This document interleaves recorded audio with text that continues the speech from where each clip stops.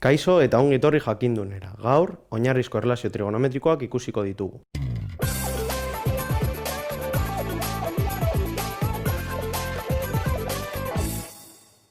Dakigunez, triangeluak, aldeak eta angeluak erlazionatuz, arrazoi trigonometriko ezberdinak atera ditugula.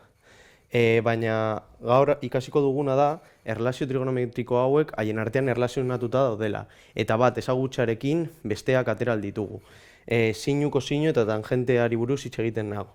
Ikusten dugunez, bi ekuazio hauekin erlazionatzen dira hirurak. Kasu honetan, alfaren sinua berbi gehi alfaren kosinua berbi, berdin bat izango litzateke. Hau beti gertatzen da, berdin du zein den angeloa. Eta gero, beste erlazio hau, tangente alfa, berdin sinu alfa zatiko sinu alfa.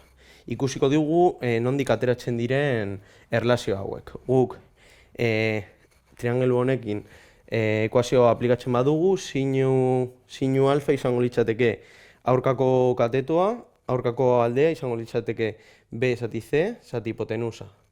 BC, zati hipotenusa. AB. Eta hau, karratura. Gehi, kosinua izango litzateke alboko aldea AC, zati hipotenusa. AB segmentua. Eta dana berbi.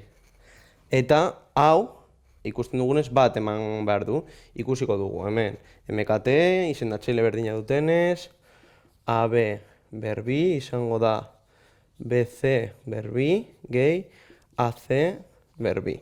Orain, Pitagorasen teorema aplikatzen badugu hemen ikusteko zer balio duen hau, ikusiko dugu.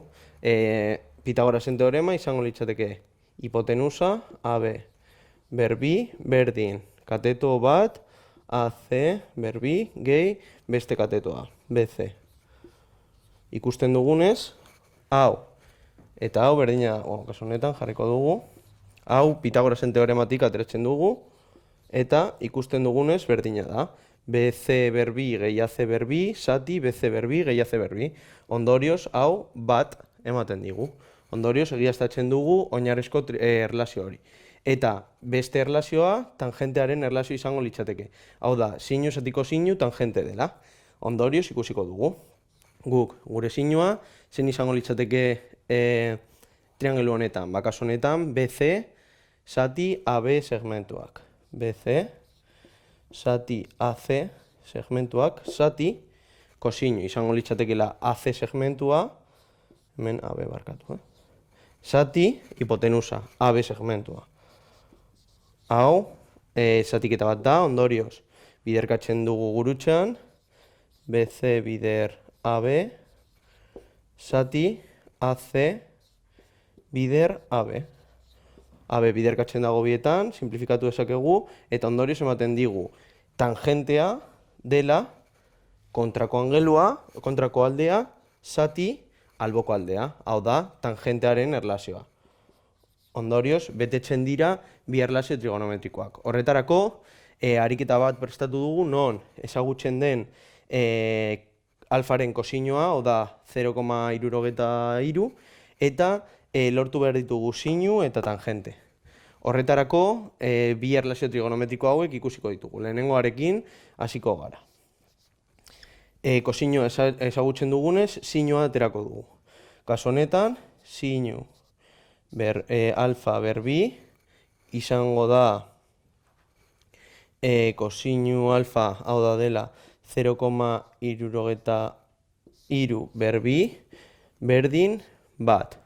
Ondorioz, hau bestaldera kentzen utziko dugu, sinu alfa berbi izango da bat ken 0,63 berbi, eta ondorioz, sinu alfa izango da honen erroa. Hau kalkulagaiarekin egiten badugu, hau emango digu, eta ondorioz gure sinua izango da 0,77. Eta, behin sinua lortu dugula kosinua jakinda, bigarren erlazio trigonometrikoarekin tangentea lortuko dugu. Kasu honetan, tangente alfa izango da sinu alfa, zati kosinu alfa. Gure kasuan sinua izango da 0,77 ikusi dugunez, eta kosinua ematen diguten datua, 0,73. Eta ondorioz, gure tangentearen emaitza izango da 1,23. Eta modu honetan, bi erlazio trigonometriko hauekin, bat jakitearekin, berdin du kosinua, sinua edo tangentea, beste guztiak lortu alditugu. Hau izan da guztia, gogoratu, sare sozialetan eta web orrian jarraitu jakindun.